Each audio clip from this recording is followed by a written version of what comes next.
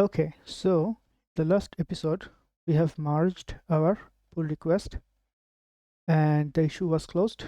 Now let's see the code. Let's go to the main branch and we can pull it.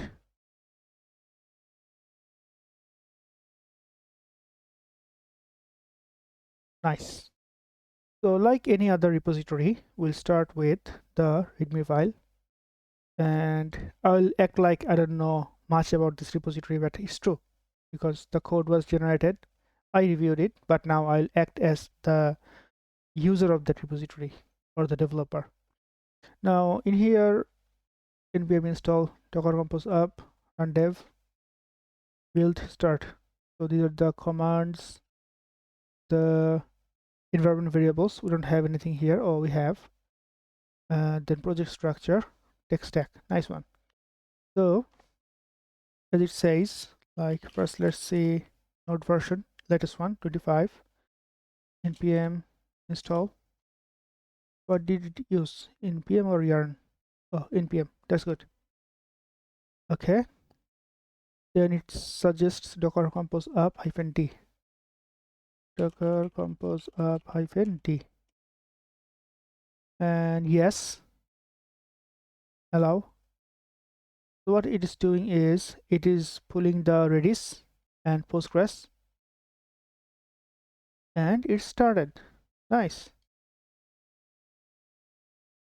So Express API Redis, Express API Postgres. Let's go to our Docker. Let's see together what's happening.